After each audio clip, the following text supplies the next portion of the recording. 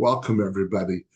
My name is Marty Mascari. I am a contractor under the North Central Texas Area Agency on Aging and the North Central Texas Aging and Disability Resource Center, or ADRC, both of which are under the umbrella of the North Central Texas Council of Governments in the greater Dallas-Fort Worth, Texas area. One of our neighbors and our great partner is the James Al West Center, who we are blessed today to have both Jamie Cobb Tinsley and Tia Vieira on. And Jamie's going to present to us today on with our Healthy Brain series on sleep and stress. But before we get started, I would like to talk about CEUs. And I guess I'll let you talk about CEUs first, because this is one of ours that James Al West is so gracious to provide CEUs for, because they are set up to do nursing as well as counselors and social workers. So I'll let you talk, and then I'll talk about the Google survey at the end.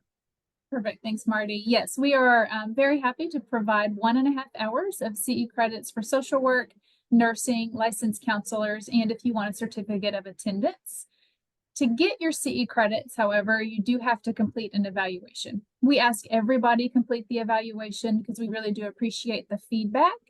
But if you want the CE credits, it's required to complete the evaluation. And Marty will send a follow-up email either this afternoon or tomorrow. And in that email, there will be a link to a SurveyMonkey evaluation. If you click that link, it takes 1 minute, 2 minutes at the most to complete that evaluation.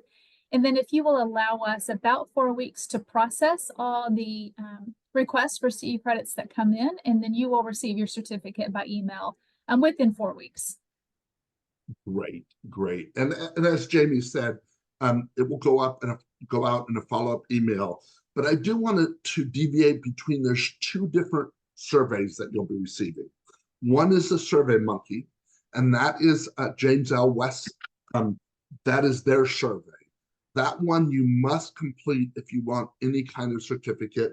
The information to even send you a certificate comes from that survey. So please make sure you do complete theirs.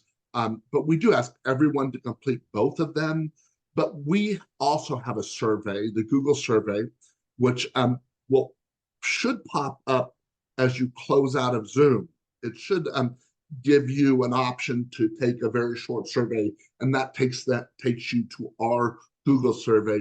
We also ask you to complete that as well. We use that information to report back on the goals and objectives we set forth when we applied for the money to put these on. So if you would please do both of them, that would be very helpful. But know that you have to do the SurveyMonkey if you're looking for any type of certificate. And just as a side note, the evaluation, having to do that for CEUs, in addition to them needing the information, it is actually a requirement of the CEU of the jurisdictions that you have to get a survey from people that attend the event in order to give out CEUs.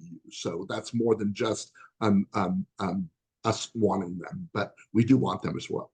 So I'm going to turn it over to you, Jamie, and I'll let you talk to us about stress and the brain. Thank you, Marty. So we are glad you're here today. This is actually part 2 of a 3-part series we're doing about brain health and the influencers on brain health, whether it's positive influence or a negative influence. Last month, we talked in depth about diet and exercise. Today, we're talking in depth about sleep and stress. And then next month, we're going to talk in depth about socialization and cognitive fitness. So we're really going to dive deep into those areas. These 6 areas I named are proven areas that we can make positive changes just in our lifestyle choices that will help us age with a healthier brain and dramatically reduce our risk for developing dementia. So please know that James Al West Center, this whole series, this is information for educational purposes. I am not a doctor, I'm not a nurse, I'm not a lawyer. I am here to share the best practices and the proven ways that we know we can reduce our risk for dementia, but just age healthily and age with our health, which is really true wealth. So the James L. West Center, just real quick, is we are an organization here in Fort Worth, Texas, and we serve persons impacted by dementia. And we do that through a variety of services. One of those services is through our education and resources to help you better understand and care for those that are living with this disease, understand what the disease is, what it isn't, how we can best manage the care for them, but also the care for ourselves as we are care partners.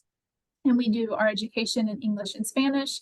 And then we also have other services, how we serve persons and caregivers impacted by dementia. And we're happy to talk more with you about that. Our other services, please reach out to us at caregiver@jameslwest.org or visit our website or our social media anytime to learn more about our services. But I want to do a quick overview about what dementia is and memory loss before we dive into sleep and stress, because there are a lot of causes of memory loss and confusion.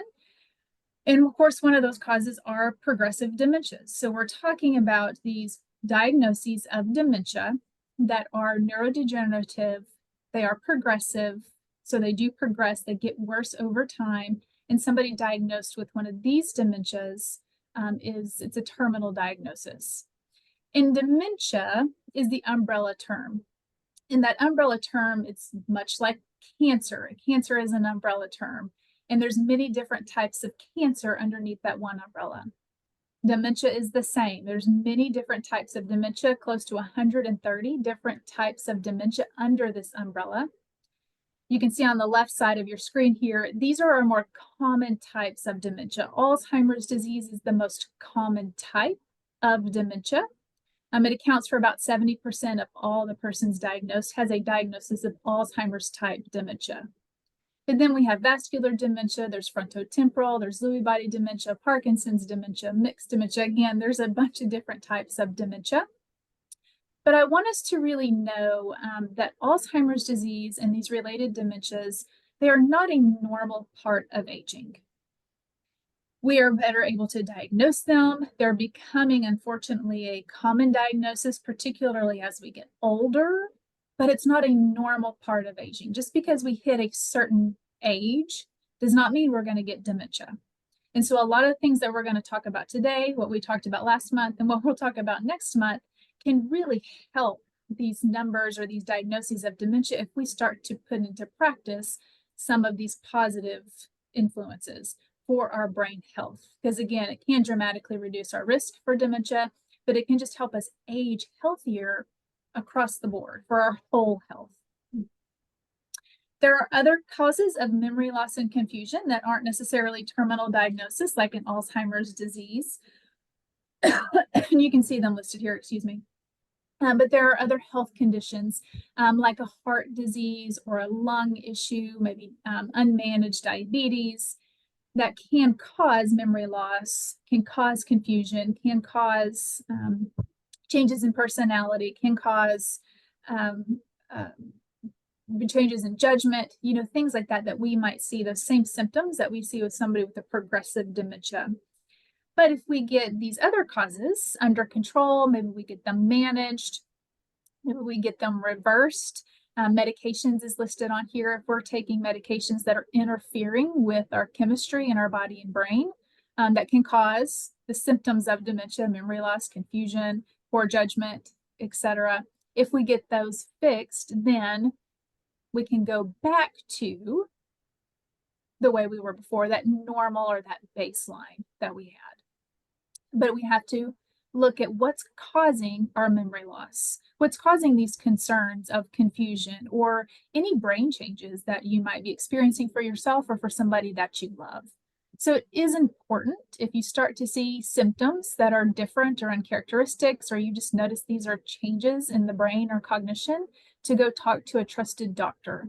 It can be your primary care physician, to talk to them. They should refer you on to a specialist, whether it's a geriatrician or a neurologist or a team of specialists, to get you a proper diagnosis And a proper diagnosis is really a ruling out of things. So they want to rule out any other of these possible causes of memory loss and confusion. They want to check your medications and make sure that they're not interfering with each other, or that the symptoms aren't causing symptoms of dementia. They're going to check, do extensive blood work. They're going to look at your metabolic panel, and they're going to make sure that you don't have any deficiencies in vitamins or minerals. They're going to look at your lifestyle choices. Are you drinking, abusing drugs, or abusing alcohol, or smoking that can affect, of course, your heart and lungs? They're going to look for other health conditions, diabetes, heart disease, lung issues, etc. They'll look for infections, immune disorders, and rule out any possible causes of what might be, or causes that might be causing your memory loss or confusion, or somebody you love, before they will give you a diagnosis of a progressive or progressive dementia. So we really want to make sure that we're getting that proper diagnosis. It can be a long time to get diagnosed. It can take several hours. It could take several months, depending on the individual and depending on how much testing needs to be done, because they want to make sure and give you a very good diagnosis. But I say this all to say that there are, just because you're experiencing memory loss, or you know somebody that is, or confusion or brain changes, we don't have to jump to conclusions that it's a progressive diagnoses like an Alzheimer's disease. We really do want to get to the root cause of what's causing the symptoms that we're experiencing or our loved ones are experiencing. But we also want to know our risk factors. So with Alzheimer's disease and dementia, there are a variety of risk factors. There are some that we don't have a lot of influence over. And these are the ones that are on the screen right now. So age is our #1 risk factor. The older we get, the more increased our risk is to develop a progressive dementia. But again, it's not a normal part of aging, it's just a risk factor.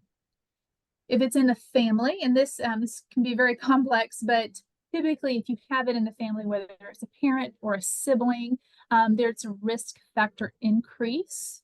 So there might be a familial tie, but it doesn't mean it's deterministic. There are certain dementias that are genetic, and those are very rare. Very rare. If you have them in your family, you probably already know about it. The other ones, like an Alzheimer's disease, kind of a general Alzheimer's disease, if it's in the family, it might increase your risk, but it doesn't mean that you'll get Alzheimer's disease. It's just a risk factor. It also doesn't mean that if you don't have it in your family that you're not susceptible to it. This is what makes dementia and Alzheimer's disease very complex. We're not entirely sure what causes it. So we know some ways to reduce our risk, but we're not entirely sure what causes it. So we can't say this is how to prevent it exactly. But know that it's a risk factor, but it's not deterministic. Mild cognitive impairment is a diagnosis of somebody that's having some abnormal memory loss as they age, but there's not another cognitive challenge or change happening. It's just they're having a hard time with the memories, their short-term memory that is not normal. People with dementia might have a hard time with their memories, their short-term memory that's not normal, but there's another cognitive issue going on, like confusion or poor judgment or really shortened attention, changes in personality and mood, etc. With mild cognitive impairment, it's just that one challenge that they're having with their short-term memory loss. For these individuals, about half of them will go on to develop another cognitive change, so they will develop a progressive dementia. The other half will maintain where they're at. So they might have some abnormal memory loss, but they don't have progressive dementia because they don't have any other cognitive changes. And there are a handful of people with an MCI diagnosis that can reverse, so to speak, their memory loss challenges. If you've had trauma to the brain in the past, this is a risk factor that we can't change now. We can't change the trauma, whether it was concussions or incidents or major blows to the head in your past. We can't change that, but it does increase your risk. Again, it's not deterministic, it's just a risk factor. And then Down syndrome. Individuals that have Down syndrome and they live long enough do develop the same plaques and tangles as individuals that have Alzheimer's disease. Not all of them go on to show symptoms, but they're developing the same pathology in the brain. So they're doing a lot of research on Down syndrome and how that works in tandem with Alzheimer's disease. So again, these are just risk factors, and we want to know these risk factors. We want to know these about ourselves and our families and our lives. Those are ones, that we don't have a lot of influence over, right? On the graph here, it says, our risk factors, about 70% are non-genetic, 30% are genetic. So we have a lot of influence over these risk factors that we can change, which are listed here on the screen. So there's a lot of things that we can do that can positively or negatively impact our brain health and how we age. So you can see up here, a lot of stuff is listed. Heavy alcohol, if we've used drugs and alcohol and we smoke, that's a huge detriment to our whole health, our heart health, our brain health, our lung health, all organs in our body. If we have other illnesses that are unmanaged, whether it's atherosclerosis, high or untreated blood pressure, high cholesterol, high homocysteines, diabetes, if we leave those untreated or really unmanaged, those can increase our risk for developing a progressive dementia. If we have chronic stress, which of course we're going to talk about here in just a second, these are just risk factors, but we have influence over a lot of these. So we're going to talk about, like I mentioned earlier, the 6 ones that we know are proven. There's a lot of studies, a lot of science, a lot of trials that have been done to know that these 6 areas of our life are proven to really help us age healthy and reduce our risk for dementia. Again, last month, we talked about exercise and diet. Today, we're talking about stress and sleep. And then next month, we'll talk about social connections and cognitive fitness and dive deep into why do they work and how can I practically input some of these positive changes into my life. So real quick, I want to just talk briefly, if you were not able to listen to our program last month about exercise and diet, I want to just go over real quick some highlights from that. Really, the highlights from our diet and exercise is what's good for your heart is good for your brain. And I think most of us really know what's good for our heart. There's a lot of information out there on heart health. The American Heart Association does a great job. We get a lot of infomercials. We know what's good for our heart. Our heart and our brain are directly connected. So anything we do good for our heart is automatically going to be a positive for our brain. But it's also vice versa. Whatever we do that's not good for our heart is automatically going to not be good for our brain. So keeping that in mind when we're talking about food choices that we eat, we can eat healthy foods. We talked a lot about antioxidants last month, plant-based foods. We talked about the Mediterranean diet to follow, the MIND diet. There are a lot of diets out there and a lot of research going on into the proper diet, a really brain healthy diet, which is automatically healthy for your heart and your whole health, but it helps with our brain as well. And then we also talking about using food as medicine. When we're eating, yes, and I'm not saying don't indulge in that favorite cookie, because we want to have those, or your favorite cake, because we want to have that. We don't want to deprive ourselves of anything. But the majority of our diet choices, what we eat every day, we should be focusing on how does this serve as a fuel for my body and my brain? So will this fuel me for the positive, or is it going to drain me? There's a lot of brain draining foods. And what are we eating the majority of them for? Or throughout the day? And then exercise. Exercise is your brain's best friend.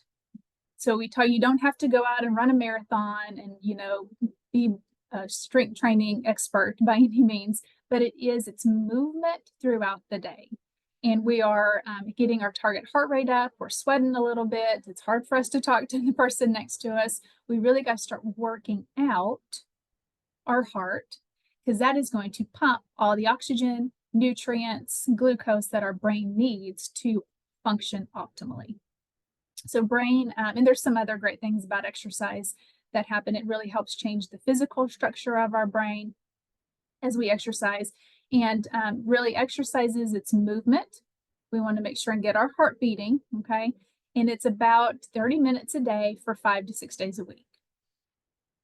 that's it in a nutshell. Okay. We want to incorporate cardio, exercise. We also want to incorporate strength training as well. So strength exercises, building that muscle, want 2 to 3 times a week. And then of course, doing those mindful exercises, which might include yoga or Tai Chi, as well as they're working out their body, but they're also working out our mind and our spirit. So we encourage you, I know Marty has that program up on their YouTube channel, to go look at that if you want to learn more deeply about those. But I want to get into sleep and stress, and we're going to start with sleep. And as we age, our sleep changes. And really, if you think about it, throughout the course of our life, our sleep patterns change. But really, as we get older, some common changes that happen is we have a harder time falling asleep. We don't stay asleep as long, or if we wake up in the middle of the night, which you might find happening a lot more often as you get older for a variety of reasons, it's much harder to go back to sleep or to stay asleep. We tend to spend less time in a deep sleep pattern, and then we might just sleep less. Okay, there's more incidences of insomnia or not being able to sleep in older age. Some common causes of these problems can be medication side effects. We just have poor sleep hygiene, and we're going to talk about that. We might have more stress in our lives, more grief and worry, which will obviously impact our sleep. We might also be living with more pain or other coexisting illnesses that can impact our sleep too. But it can also be that we don't expend enough energy throughout the day. So all this energy that we had didn't get expended, and it's harder for us to sleep. So we're too sedentary. We're not doing as much as maybe we used to in our younger days. And then there might be more sleep disorders as well that tend to happen. Like I said, insomnia tends to have an increase in the older age, but you can also have restless leg syndrome. There's an REM disorder, and doctors can help diagnose this. But there's a variety of reasons why our sleep changes as we get older. Our sleep patterns change. But what we know about sleep, and the question of why do we sleep, there's a whole science to sleep, and they're still working on understanding why we need to sleep, but it is absolutely imperative to have sleep and have proper sleep. But it says here, when we go to sleep, different parts of our brain turn on that aren't on during the day. And what we know to happen is that the cerebrospinal fluid comes in and it kind of flushes out the brain. It helps clean out some of the waste that gets built up during the day, like cellular waste as it's working hard. During our sleep time, it comes in and helps to kind of effectively clean the waste away in our brains, including beta amyloid plaque. And this beta amyloid plaque is a plaque in Alzheimer's disease that starts to build up, that doesn't get cleared away properly, and it becomes sticky and it becomes toxic. And that's one of the hallmark signs of Alzheimer's disease. So we want to make sure that we're getting good quality sleep, so our brain can clear away this beta amyloid plaque that's naturally occurring in our brains. But Dr. Dean here in this quote on the screen, the restorative function of sleep may be due to the switching of the brain into a state that facilitates the clearance of waste products that accumulate during our wakefulness. So sleep is restorative. So when we think about sleep, it is restoring not only our brain, but it's also restoring other organs and muscles throughout the rest of our body. We know that during sleep, this is the time when we take all the information from the day, what we've learned, what we've experienced, new things, and it gets transferred from our hippocampus area of the brain that holds or houses kind of our short-term memory. And then it goes and it gets stored where it's supposed to get stored throughout the brain. So it takes this information and it takes it where it needs to get stored so it can stay with us, or it gets rid of it if we don't need it. I'm so sorry. It helps us solidify our memories, whether it connects it to new information or, old information that we have, so we can connect new information to it. But it also helps solidify memories, whether it's emotional memories or fact-based memories, or reinforces our procedural memories. And then also, like I said, sleep is restorative. So it's also a time where our immune system gets strengthened, or our immune system kind of gets to restore itself. there is, sleep deprivation. So I want you to take a minute and think about a time in your life where you've had missed sleep.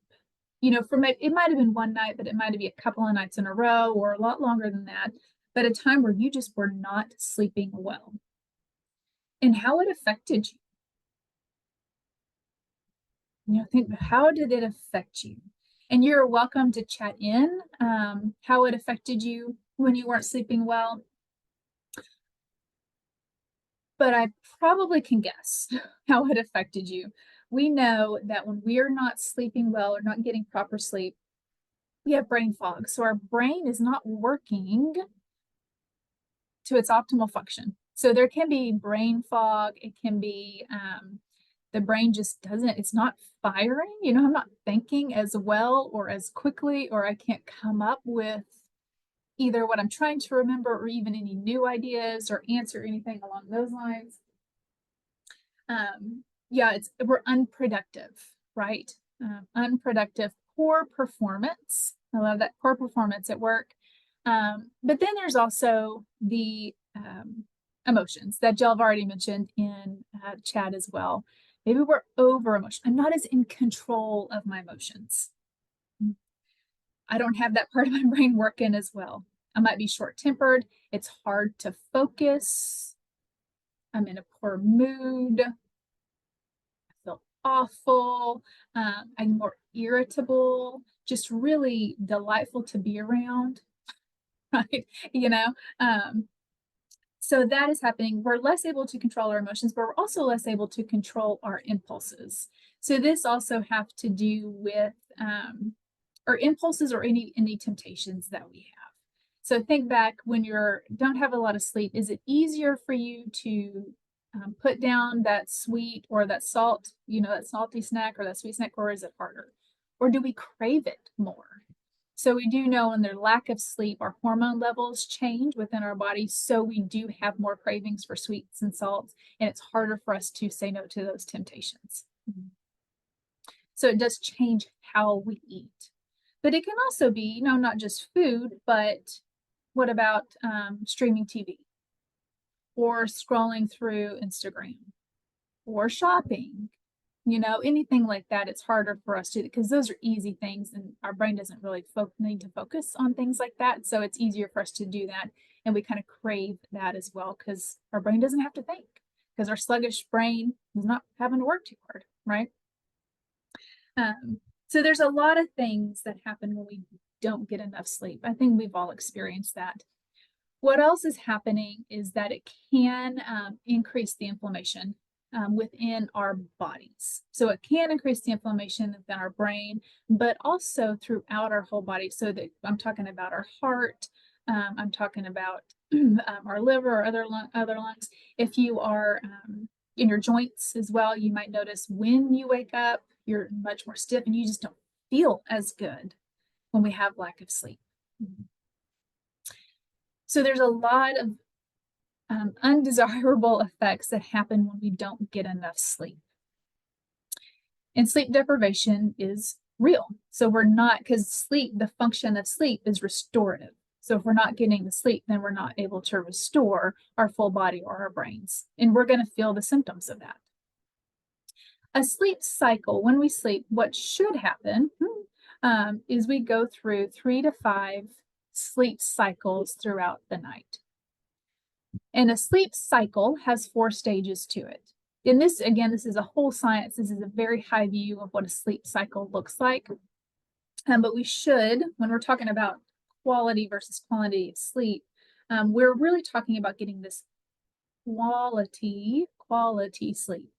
Quantity is important, but sometimes, you know, we won't get quantity. We want this quality sleep. So we want to be able to go through this full cycle at least 3 times at night to get the quality sleep. So, and you can see here this the first stage of a cycle is that easily aroused time. You know, so you know, falling asleep, but I could easily be aroused by the cat jumping on you or the door opening or whatever it may be, or the phone ringing. Then we go into that deep sleep. And this is a large portion of our sleep. So this is our deep sleep where we are in there. Our blood pressure slows down at this time. This is where our bodies start to restore itself during this deep sleep. Our heart rate slows. Again, the blood pressure lessens during this deep sleep. Then we go into the third stage of sleep, and this is the deepest sleep we have. And it says here this is essential to kind of restoring hormones, tissue regeneration during this time.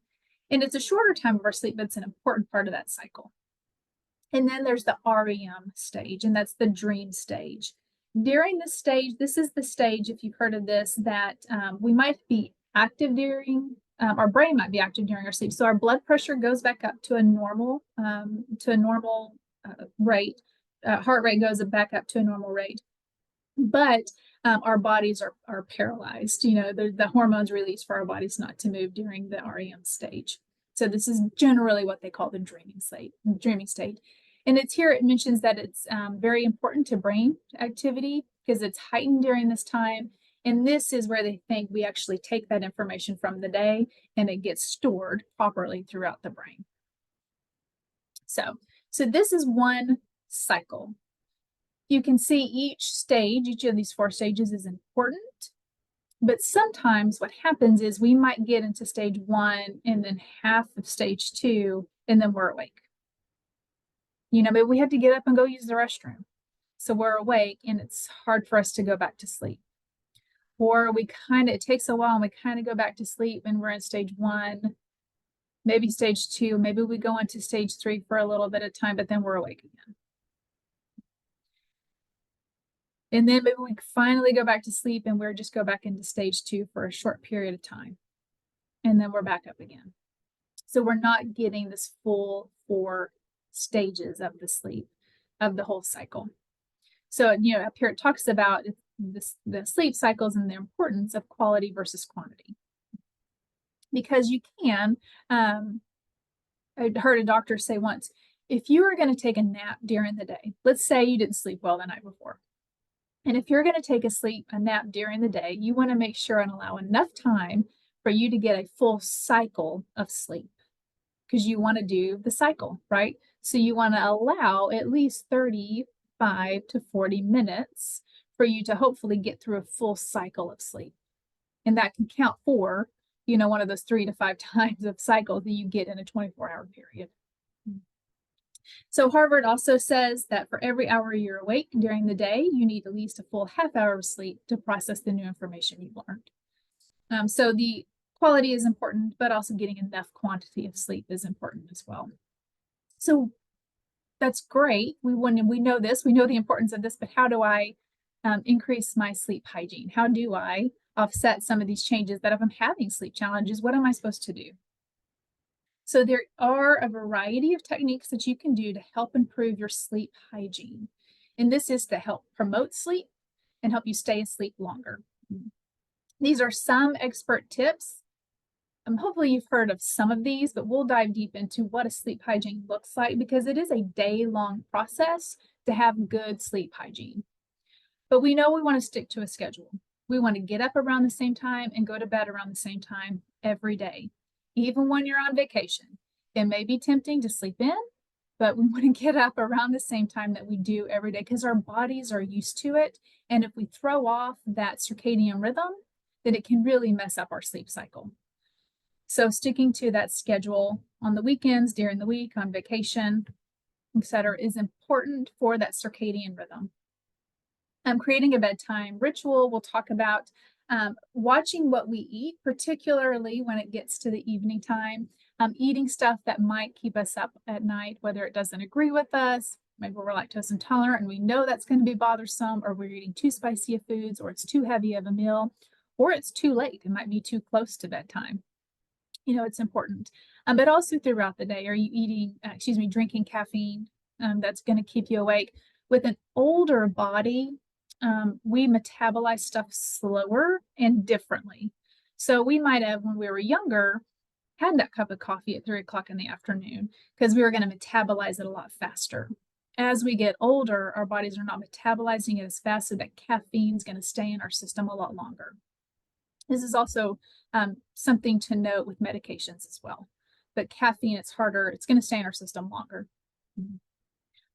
We also want to talk about turning out the lights at an appropriate time during the day. So our hormones, a certain part of our brain will realize or recognize when the lights are turned off or when it's dark outside, so the evening time, and it's going to start producing a hormone called melatonin. So our brain recognizes its environment around it, and when it starts to get dark, then it starts producing this melatonin hormone, and melatonin is a hormone that promotes sleep. So it's appropriate to talk about when the lights come out. And I'm not saying just your overhead lights or your lamps, I'm talking about electronics as well. So a lot of a light comes from electronics, and it tricks our brain into staying awake longer, and it doesn't produce that melatonin hormone that promotes sleep or makes us drowsy. Avoiding alcohol as a remedy. So it may be that you think, oh, I'm just going to have that nightcap because it makes me drowsy, and it may make you drowsy. That is an effect of it, but what it doesn't do is alcohol, especially abusing alcohol, it does not allow you to go through the sleep cycle. So you do not go through those 4 stages in a cycle. It may make you tired, but you're not going through that cycle, so you're not getting the quality of sleep. And then we'll talk some more about these other things here as well. But like I mentioned, sleep hygiene is a day-long process, okay? So in the morning, we want to wake up again around the same time. And a great tip is to go ahead and get some sunlight as early as possible.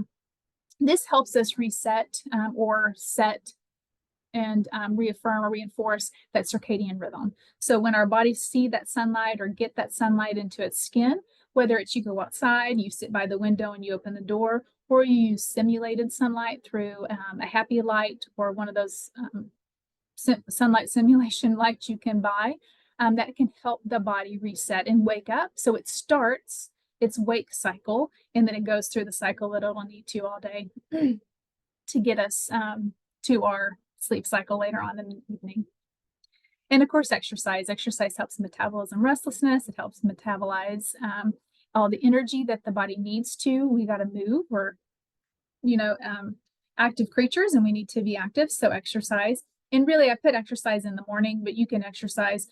What we say, you're going to exercise when you're actually going to go and exercise. But the best is to not do it at least 2 hours of bedtime. I would say even 3 to 4 hours before bedtime, because you're kind of hypervigilant coming off of the exercise. But we want to get outside. Nature is very restorative. And getting outside, of course, you're getting the sunlight in the morning, but also during the day, you get that fresh air, you get to connect with nature. It's another way to stimulate your brain, but also stimulate your brain through cognitive fitness, which we'll talk about next month. Practicing mindfulness, connect with others, do a hobby that you enjoy. So these are some other great brain healthy tips that we do during the middle of the day to help us with our sleep later on. And then when the evening comes, we really want to set up our evening for it to be relaxing and restful. So again, going back to the eating, let's eat something light, avoid any stimulus, don't drink that. If you're going to have coffee, make sure it's decaf, right?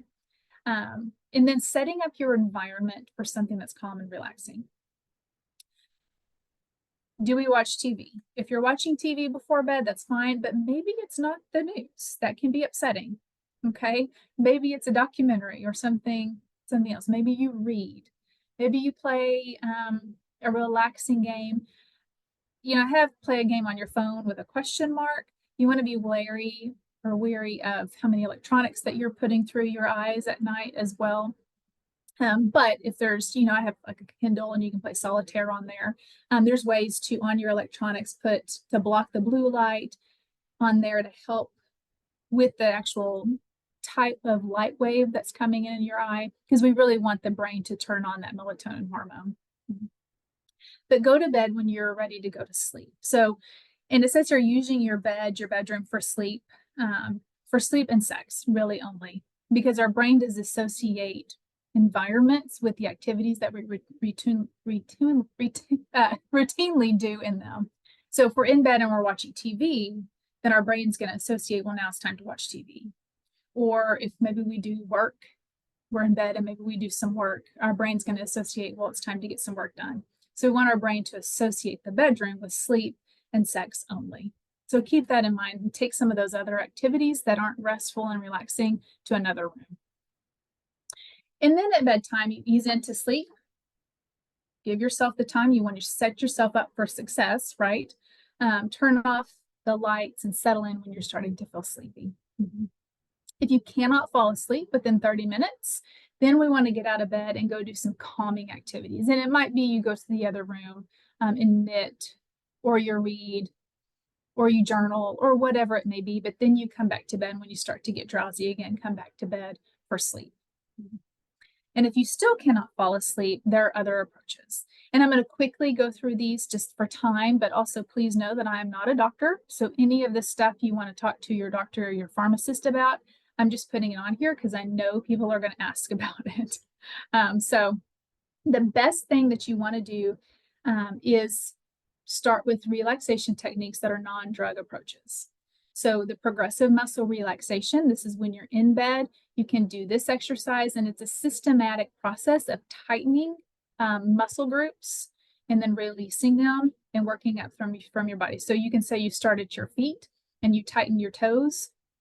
You tighten them and you hold for a few seconds and tighten as much as you can and then release slowly. And then you might tighten your calves.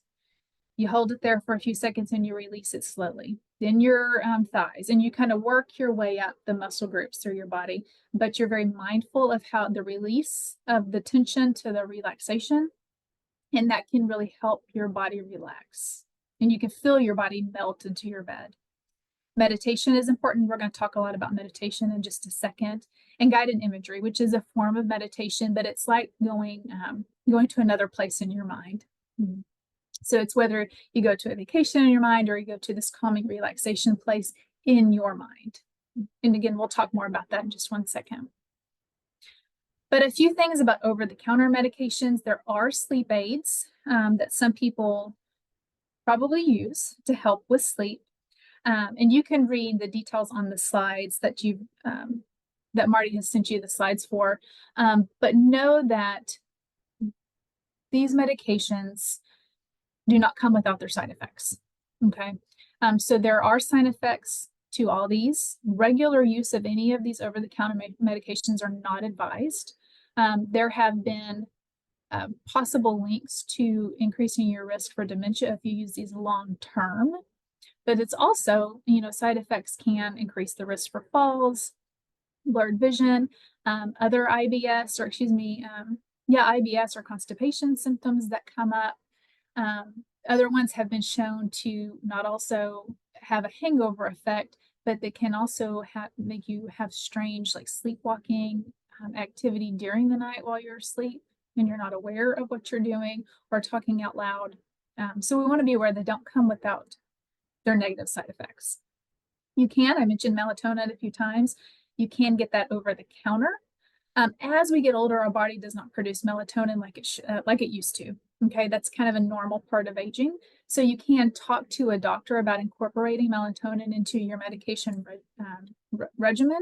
Please talk to a doctor about it and talk to a pharmacist about what's the best time, what's the dosage, how do I need to incorporate this into my regimen. But that can help with promotion of sleep, but also helping you stay asleep longer. And then there's valerian root, and that's a plant-based supplement. This one has shown some therapeutic benefits for promoting sleep, but it's very limited evidence on that. So again, you want to talk to your doctor and your pharmacist.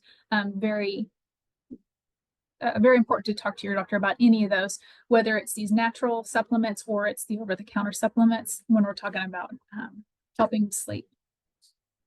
Up here, we just listed other medical problems and sleep and how they can affect our sleep. So whether it's yourself or it's somebody that you love, take these into consideration as well. And talking to a doctor, what's the best ways to manage, if I have a thyroid disease, how can I best manage the symptom of not being able to sleep well in tandem with the management of that particular illness that I have or disease that I have. And again, just a more list of what could cause other medical problems that can cause sleep issues as well. And again, it's talking to your doctor about those. Okay.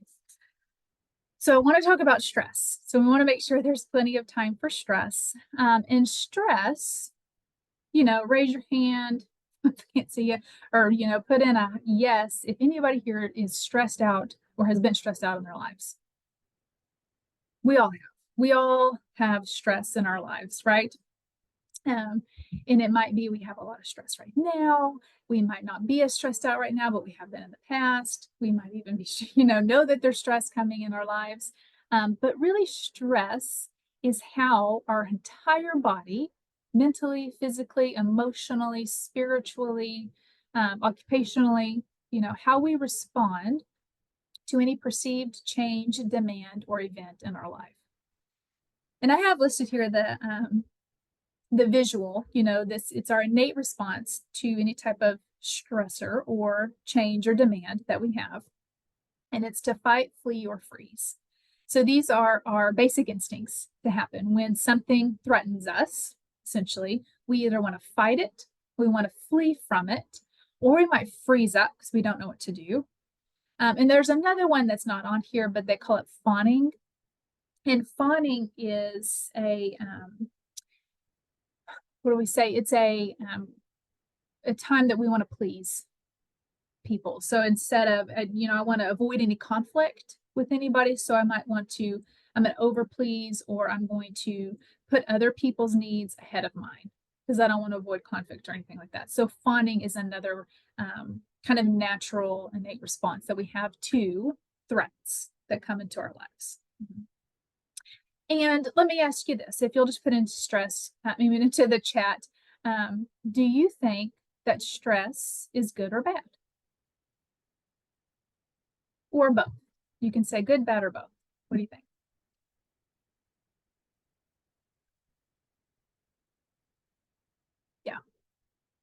Yeah, most people are saying both. It is both good and can be bad, right? So not all stress is bad, because we think about it. Let's think about a birth of a kid or a grandkid. That's a stressful time, but it's not bad stress, right? There's a difference between losing a job and retiring. Both stressful, but one is not bad. Retiring is usually pretty good. Losing a job, not so much, right? Not at least in the moment. Yeah. So there's good and bad stress. It's really how we manage it. Okay. What happens to our body when we encounter a threat or we have this stress come up is there are physiological changes that happen.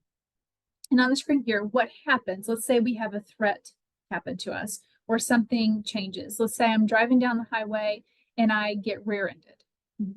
So we're on the highway, I get rear-ended. Automatically, I go from being in this normal state to a stressed state. So automatically, my blood pressure will increase. My body's going to increase or dump cortisol and adrenaline into my system. Those are two hormones. My heart rate's going to go up. My muscle tension's going to go up. And then my brain diverts any energy away from those organs it doesn't need right now, like my digestive system, to the organs that it does need to divert its energy to whether I can fight it, run away from it. It goes back, my body's going to automatically go back to, am I going to fight or flee this stressor, this threat? So my immune system goes down, my digestive system doesn't work as well because I don't need that right now during this, whether I'm fighting or fleeing. And then my breathing becomes rapid and shallow, and then our brain activity goes up as well. That's not listed on here. But physiologically, our body goes into this really hypervigilant state, and that can be extremely helpful. It's how we were made. It's what it's supposed to do. We need to be grateful for that, because if I get rear-ended on the highway, I go into this stress state and I can make quick decisions on, I need to pull over, I got to get out of the way, how am I feeling, is everybody okay, is this the person that rear-ended me going to stop, are we going to get out, where is it going to be safe? I can make all these quick decisions to help protect me and manage the situation. Then you can see, you know, we get the stressor. I'm trying to find the notation. The stressor is here. We have the stress state, we have the car wreck, but then let's say the car wreck is managed or the rear ended. You know, nobody's injured, the cars aren't damaged. The person who did rear end me did pull over. We exchange insurances. Everybody's okay. We can both drive away. It's all right. So that stressful state goes away, or it's managed completely.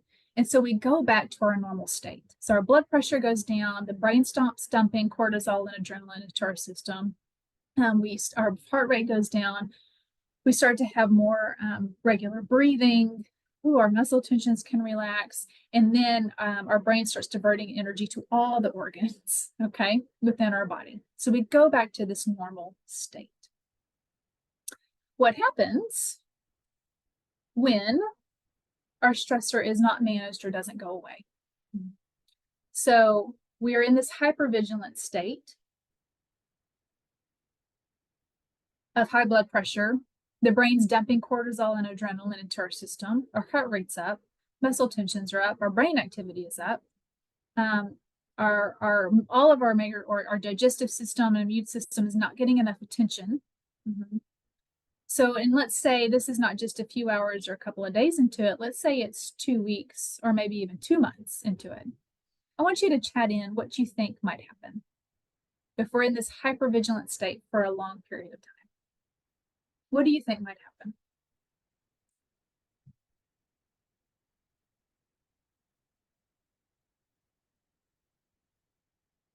Get sick. It impacts your sleep. Yep. We get sick, start to shut down. Yeah. Mental breakdown, depression weakens our systems. Yeah. Adrenal fatigue, mental and physical illness, anxiety, depression.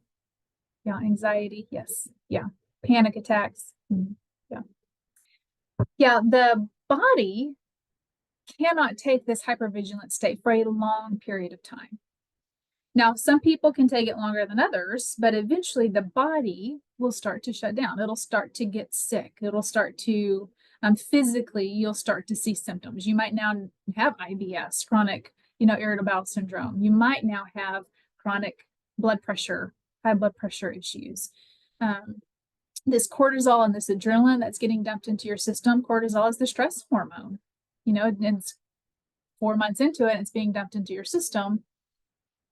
That's going to cause some damage. Eventually, with cortisol, this particular hormone, for long-term stress, eventually that cortisol hormone will start to attack the hippocampus area of our brain.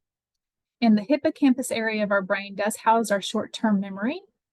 So persons that particularly that are caring for somebody that has dementia and that aren't managing their stress well will come and say, sometimes jokingly, but we know there's some fear underneath that, I think I have dementia as well, or my short-term memory is not like it used to be. Do I have dementia? So they really are concerned. And I promise you 99% of the time, it's not dementia, it's high stress. And it is affecting your short-term memory because we're not managing the stress. So there are pretty big implications of having long-term stress. I want us to look quickly about what our stress profile is. It's important to know what our stress profile is so we can start to make better or start to make changes in the positive way. So I'm going to show you here a list of warning signs of what stress looks like. And we're going to look at physical, mental, emotional, and behavioral warning signs. And as we walk through these, I want you to identify some of them that you might experience when you are stressed out. And you can think about past times that when you're stressed, or you just kind of know, yeah, that's what happens when I feel stressed or threatened by something, that's what I do. So I want you to look at these warning signs and just identify ones of yours that you personally can do, because I want to know what my stress profile is, or I want to know what my warning signs of stress are. I'll tell you why in a minute. But some, not everything's listed here. It's not an exhaustive list, but physical effects of stress can look like sleeplessness. We just talked about that. reoccurring headaches, changes with your digestive system. Okay, it could be nausea, could you just have, constipation or chronic IBS now. High blood pressure, your muscle aches, fatigue, really a lack of energy, dizziness, your decreased immune system, so you're getting sick more often and staying sick longer. It could be rash, it can be clenched teeth and jaw pain. There's a variety. This, again, it's not an exhaustive list, but think about physically, how does stress affect me? So think about that. But then mentally, how does it affect us? Do we have decreased concentration? Am I not able to focus like I used to? Do I generally seem more confused about stuff? Or I have a harder time making decisions about things, even little things every day, much less big decisions, right? More accident prone, maybe you experience distressing dreams, forgetfulness for yourself, start to blame others for stuff, which can also look like a behavioral side effect. But emotional side effects, do we have increased anxiety, depression, guilt, fear, anger? Are we more angry or irritable than we used to be? Hopeless about stuff, nervous, just moody, feelings of overwhelmed. How are we feeling emotionally? How does stress affect us emotionally? And then behaviorally, what do we see ourselves doing? How do we act? Do we withdraw inward? Do we bottle up all of our emotions and ignore them and distract ourselves away from having emotions? Or do we isolate ourselves socially? Do we see changes in our eating habits? Do we see changes in our activity levels? And that can be anywhere from I have no energy or activity level, so I don't do anything, to I am hyperactive and I'm constantly needing to do something. It's the same, I'm being more quiet than normal, or I'm overly talkative. I'm self-medicating, and this can be drugs, alcohol, medications, shopping, sleeping, binge watching TV, whatever we want to medicate ourselves with. Really any uncharacteristic behavior for ourselves. So think about those, and this is as you identified some of these things that you have experienced or are experiencing. We don't want to look at these as bad things, because they're not bad things. What they are is they are warning signs that I have high stress that I need to manage. So I want you to look at these warning signs kind of as a helpful kind of red flag, essentially, and say, oh gosh, okay, so for me, I've been having a lot more headaches lately. I do have some brain fog. I'm much more irritable than I normally am. And my activity, I just don't have any energy to do anything. This is my stress profile, and I'm going to use these symptoms that I'm experiencing or effects that I'm experiencing to say, okay, something is really stressing me out. I need to figure out what that is if I don't already know. And I need to take action steps to help manage that stress, because I don't want to get into the long-term stress where it starts to affect me negatively without affect me negatively where I can't change it, right? Okay, so look at these as red flags or as warning signs, not as bad things. We want to be grateful for these, but we also want to take these effects or these symptoms that we're experiencing so we can start making changes. So how we can start making changes is recognizing your limits.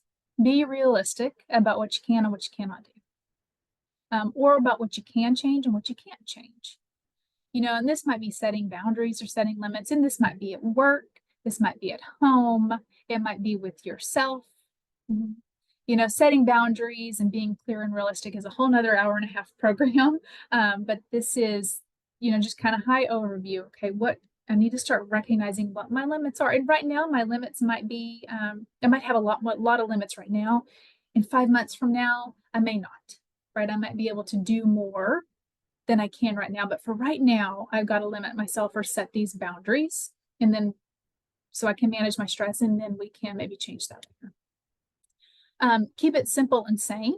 And this is, really on a day-to-day basis, write down what you need to do and do it. Now, that priority list that you write down might change from day to day, but we know those priority lists, we know particularly with caregivers, they're going to get done what has to get done for that day. And so the priorities might change from day to day. But what we have to do, particularly when we're talking about stress and how detrimental long-term stress can be, is at the top of your priority list every day has to be self-care. Because you cannot care for somebody, or you cannot perform at your job, or you cannot have good relationships with spouses and children and parents if you are not taking care of yourselves. You just can't. For a period of time, you can maybe fake it for a while, but there comes a point when your body physically, mentally, emotionally, spiritually cannot. So, and we're the only ones that can take care of ourselves. So at the top of that priority list every day has to be self-care. We want to manage expectations, and this is for ourselves, manage expectations for others. And I really like this, being kind to ourselves. Particularly with caregivers, or if we are in the service industry, we are kind to everybody around us, and we want to make sure everybody's taken care of, and everything's great for them. What did they need? Are they happy? Are they healthy? What else do they need? And our needs are pushed to the back. But we're kind to everybody else. We need to start being kind to ourselves. And again, this is making sure we take care of ourselves every day. So, and this can even start with, what are we eating and how much are we moving? So it's making these priorities of diet and exercise, getting good quality sleep, a priority. So, and those are just being kind to yourself to do that. So you can continue to go on and be kind to everybody else. So some great ways to de-stress. So what we want to do is, when we're in stressful situations in our lives, because we may not be able to always take away the stressor. And I'll use an example of dementia. So I'm caregiving for somebody with dementia. It's my mother. My mother did have symptoms of dementia before she passed away. I can't take away dementia. I can't take away the diagnosis or what my mom's living with. I can't do that, but I can manage the stress or the situation that we're in. Can't take it away, but I can manage it. And that's what's important. And there's a lot of ways that we can manage it. So what we want to do is, we want to make sure that on a daily basis, we are putting our bodies into a relaxation state. Because we might be in that hypervigilant state several times throughout the day as we are caring for somebody that we love dearly, and things are changing and things catch us by surprise and things are complex. But I need to be able to take my body out of that hypervigilant state and put it in a relaxation state. And there's a lot of ways we can do that. The best way to do it, well, I'll say the two best ways to do it are exercise. Exercise is probably the number one, and then meditation is the second one. So a handful of things about meditation, and there's a lot more acceptance of it or practice of it in the Western culture here recently, but it is a practice that we do every day that really helps develop clarity, develop compassion, and resolves inner challenges that we're having. It can change how we relate to the flow of our emotions and our thoughts. So this, when we're feeling anger or anxiety or overwhelmedness, meditation can help with those emotions that we have and the thoughts that we have. But meditation has also been found to preserve the physical structure of our brain. So it can increase the volume of our hippocampus and decrease the volume of our amygdala. And the amygdala has been coined the fear center of our brain, but it's responsible for the emotions that we have, primarily fear, anxiety, depression. So when we are able to take focus away from that, but add focus to that hippocampus, which is our learning center and our short-term memory part of our brain, and we increase that.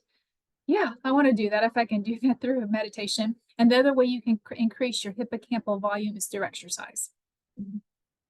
But with meditation, the best practice for it is to do it 1 or 2 times a day, and you dedicate 20 to 30 minutes.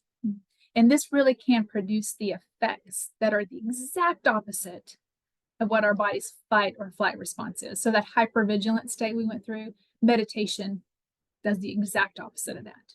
So this can be a fairly quick way, 20 minutes. And I tell you what, even if you have 10 minutes has positive benefits as well. But it can take you out of that hypervigilant state and put us into a relaxation state. So some other things that happen with meditation, there's physiological and psychological effects that happen, but it decreases the stress hormone cortisol into your system. So the brain stops dumping that cortisol hormone for a period of time. It decreases cholesterol, decreases your blood pressure, your muscle tension, and then pain or pain receptors in your body. It increases the blood flow to your brain, increases self-actualization, improves our mental and emotional health because we're reducing anxiety and depression and our perceptions of stress. Decreases our tendency to worry, fear, but even if we're ruminating on something or we can't stop thinking about the situation, or can't believe I did that and I can't stop thinking about it type thing. It increases our resilience, adaptability, and our overall feelings of happiness and well-being. So I saw this, this is from the Minds Journal, but this is brain scans, 2 functional brain scans of an author's brain. And it says the baseline, so the one on the left scan, and the one done while meditating, these show metabolic activity. So red is the most active, black means it's inactive. The one done while meditating shows a different pattern of metabolic activity. So what this is showing is that meditation doesn't just affect our mind, it changes the way the brain works. So there are physiological and psychological changes that happen within our brain when we meditate. And there's a lot of different ways to meditate, a lot of different forms of meditation. I invite you just to go and look it up online. You can follow videos online through YouTube. There's meditation for beginners, there's intermediate meditation, there's mindful meditation, transcendental meditation, there's walking meditation, deep breathing meditation. Again, there's a lot of different ways to meditate, and there's not a right or a wrong way to do it. Just find what works best for you. But really, when you do any type of meditation practice, you want to dedicate the time to do it, whether it's 10, ideally 30 minutes, at least once a day. And you create a space that's comfortable and that's distraction-free. So you put your phone away, you tell whomever's in the home, don't bother me for the next 30 minutes. You put the dog outside, whatever it is. And you know that this is your time for, whether we're breathing deeply, we focus on a purpose word or a phrase. You know, whether I'm focusing just on peace or calmness, or I'm a good caregiver, whatever it is. And then when we do, you know, it's really trying to have a blank mind. We want to shelve it, you know, and I kind of picture it as taking all of my thoughts and my worries and my emotions and all these things, and I take them and I put them on a shelf over here. And I know that they're going to be there in the next 30 minutes, but for right now, they're on this shelf, and I'm going to dedicate this time to not think about them. This is my meditation time. If for some reason I'm doing meditation and those to-dos or those worries or thoughts come in, that's okay. I recognize it. I'm feeling worried right now. I'm feeling resentful. I'm feeling that right now. I'm going to take that, but I'm going to put it back on the shelf.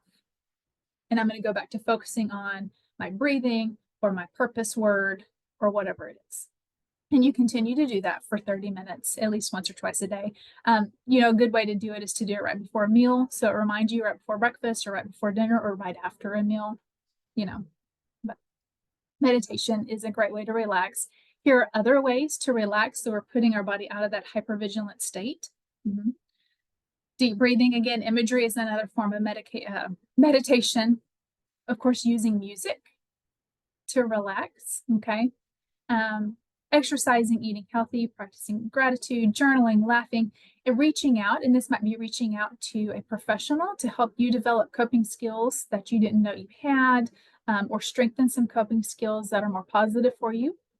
Or you might be reaching out to a religious leader, or it might be a good friend, or it's a trusted advisor, or it's a support group. It's just reaching out to stay connected with people. And then learning to say no, okay? Learning to say no, and that might be to other people, it might be to demands, but it also might be to yourself. So another way to help manage stress is to really change our perception. And really definitions of stress are when we feel, when we have a perception of a threat or a perception of a demand or a perception of a change. And it's what we perceive. So in, you know, being stressed out is not a right or a wrong thing. because what stresses me out may not stress Marty out, because we have different perceptions on it. And it's not right or wrong. We're just different people with different experiences, right? So it's a perception change.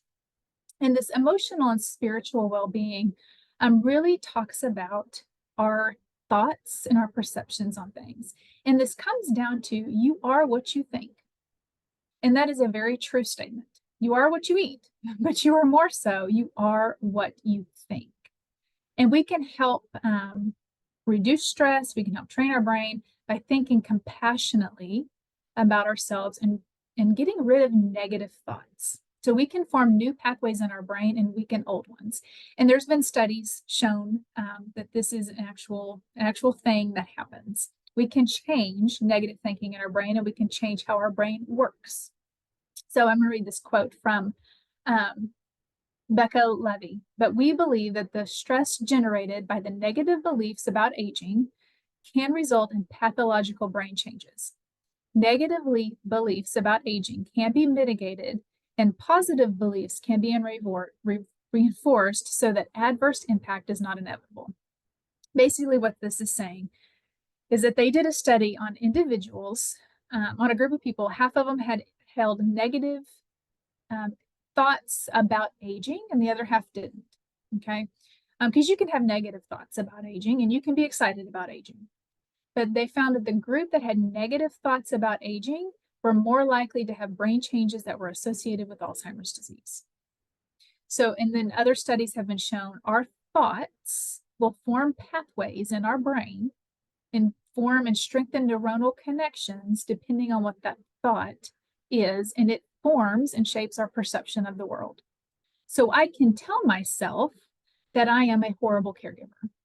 I'm bad at this. I can't believe, I've said I do and say the wrong things all the time. I'm not getting better at this. And I keep telling myself this, and I keep having these negative thoughts, and I keep reinforcing them, which when those thoughts happen, it's going to change how I feel. If I think I'm a bad caregiver and I can't do anything right, then it's going to make me feel depressed. It's going to make me feel dejected, inadequate, sad, angry, probably, and I'm going to have these emotions, and these thoughts and emotions in turn are going to inform how I behave and what decisions I'm going to make and how I'm going to do things, later on. But if I have a change of thoughts and say, you know what, realistically, I could have handled that better. I could have told Mom something different. I shouldn't have said that, but now I know differently, and I'm going to do it differently next time. Or I'm going to go back and apologize. I'm a good caregiver. I'm here and I'm getting better because I'm learning.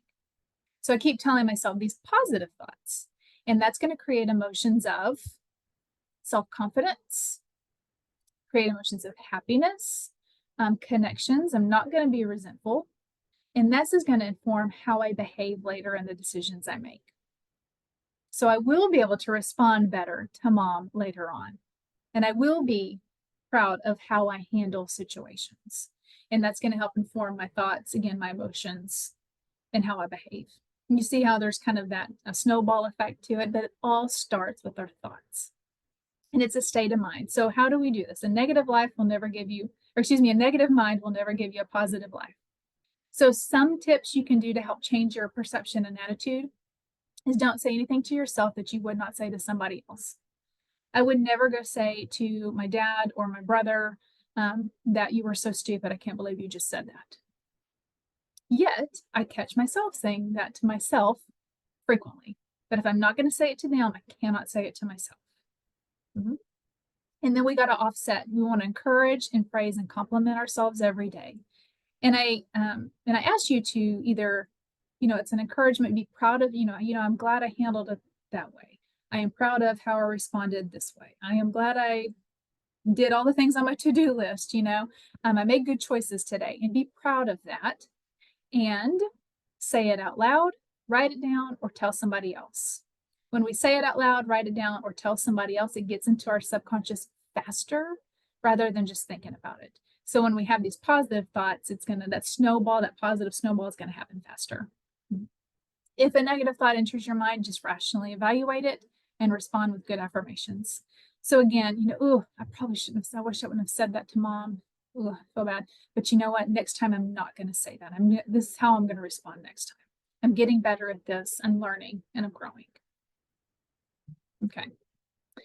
Identify any areas of change that we might need to have in our lives. Surround ourselves with positive people, positive affirmations. Because when we're surrounded ourselves by positivity and good affirmations, it seeps into us, into our subconscious, into our behaviors faster. And then following a healthy lifestyle, making good choices, diet, exercise, getting good quality sleep, practicing that sleep hygiene. When we make these good choices throughout the day, we feel more in control.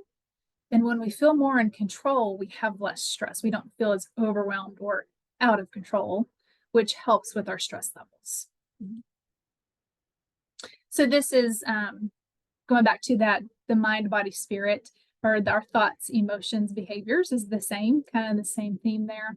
But practicing spiritual activity as well. A lot of research has been done on spiritual connections and activity, whether it's with a higher power, it's with a group of people, it's with a belief that you have or a value system that you have. It's practicing that because it does help us have positive outlooks on life. We're better able to manage those negative thoughts. And generally, it gets us with more positive people and positive influences in our lives. So we are part of that community that's positive. We feel a sense of belonging. It also helps with cognitive fitness. So intellectual engagement happens there. And then there's just naturally stress reduction there, generally through spiritual well-being, because there is a lot of meditation or prayer or affirmations or reflections that happen. So we will always want to strive for progress, not perfection. It's make small changes. We talked about sleep hygiene today. We talked about a lot of things we can do to relax our bodies. We talked about our stress profile. Just take a few things and start making small changes and then continue to add changes as you go. We're not saying you got to go change everything today because that's not realistic, but just start those small things. Give your sleep hygiene plenty of time to work. So with that sleep hygiene and really practicing relaxation techniques, you will, with the relaxation techniques, you'll see the benefit immediately, but you have to continue to do it to see long-term benefits, right? With your sleep hygiene, you might not see a benefit until 30 to 40 days into it. So you might think, well, I did everything Jamie told me to do throughout the whole day for that sleep hygiene, and I didn't sleep well. It's not. You got to give it 30 to 40 days for your body to kind of reset itself and get used to this system or to your new process, okay? So 30 to 40 days, particularly for that sleep hygiene. Keep it up, and I can almost promise you that you'll see a noticeable change in your sleep.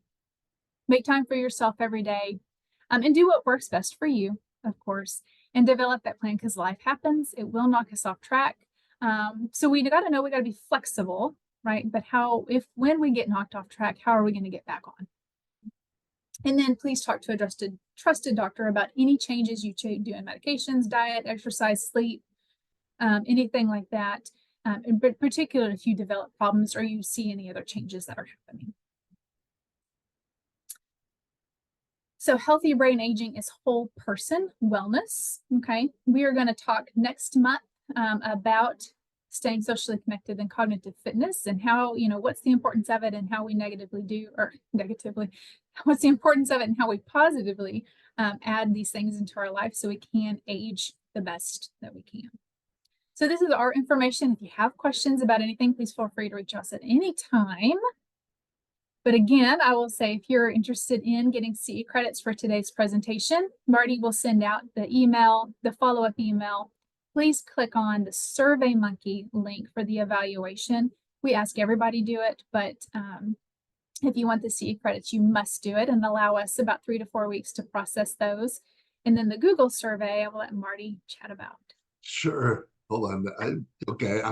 So the Google survey we're asking you to fill out, that should pop up as you close out of Zoom. It should give you an opportunity to take a short survey. That will take you to our Google survey. And then that will also be in the follow-up email that will go out tomorrow. And so please, we ask that you complete both of those, but please make a note. that you must complete the SurveyMonkey evaluation if you're interested in any kind of certificate for today, whether it's a CEU or certificate of attendance. That one is a requirement. But do you want me to talk about next month a little bit, or do you want to jump into questions real quick? We've got about 4 minutes. So why don't we talk about next month? There you go. So you go ahead and talk about next month. Yeah, so next month we'll talk about socialization and cognitive fitness. Again, these are the other two proven areas that have been shown for good brain health as we get older, but also reduce your risk for dementia. So we'll spend really good time on that next month. And we're asking you with this one, this is also with our partnership with James L. West, this is our outreach to people that do not speak English. But we surely could use your help in if you all have any contacts that might help us get this information to a Spanish-speaking people that it might benefit. We surely would appreciate any help you can get. We're still trying to build this audience, only because we put the work into it and want to help as many people as possible. So please help us get that word out as well. So Jamie, there's a couple of them in Q&A, and there's a few of them scattered through the chat. Let me try to do you want to go ahead and look at the Q&A? Yeah, so they asked on bedtime ritual, would playing soft music, instrumental music be okay? Absolutely. It's really what's going to put you in a relaxful state. I wouldn't suggest hard rock, for rap, but I think instrumental music or soft music, if it puts you into that relaxful state, absolutely. So, and then what do you do when you're exhausted, but the minute your head hits the pillow, your brain turns on? Yes, that's happened to me. I'm sure everybody, if I could see your heads would be nodding. Yes, what do we do? Then I would suggest practicing a form of meditation, because my brain turns on. Then I need to kind of be disciplined about, well, how do I turn it off again? And that would be going to meditation. So it's saying, okay, my brain, I've got all these to-dos, responsibilities, worries. I'm going to shelve these. They're going to be here in the morning. But right now I'm going to do my deep breathing or imagery or that progressive muscle relaxation. So working through one of those when the brain turns on to train your brain, really. Yes. As far as April asked about CEUs for last month. If you have not filled out the form by now, it's too late to do that. You've got to resolve that. Any issues you might have, if you don't get the email or something and you reach out to us, it's got to be done within the time frame that we give, which is the 7 days. The reason why is just because, such as this webinar, we had about 190 people on today. And for us to issue those and work with those one at a time is just too time consuming. And so we don't have the capacity to do certificates one at a time. And so please note, if you don't get that email, the follow-up email, please email me and let me know within a day or two so that we can make sure you get that, so you can get that filled out. Jamie, if you'll do this, I'm going to try to grab real quick the SurveyMonkey evaluation and put it in the chat. Yeah, so a couple of questions in chat. Somebody asked about doing melatonin in the middle of the night. I would just talk to your doctor or pharmacist about that. My only thought would be it takes a minute for that melatonin to kind of work, maybe 30-ish to 45 minutes. And then how long does it stay in your system? So is it going to have a drowsy effect when you wake up? Is it going to be harder to wake up? I'll just talk to your doctor about that. And then using certain parts of your room.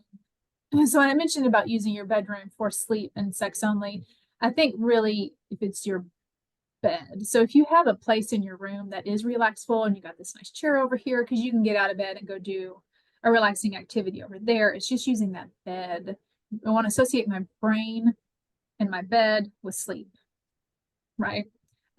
So I think that's perfectly fine. Again, it's really just figure out what works, what's going to work best for you. And I apologize if I miss any questions. I'm seeing lots of compliments. I put the SurveyMonkey link in the chat just now. So for those of you that are looking for that right away and would rather do that, it is in the chat right as we speak.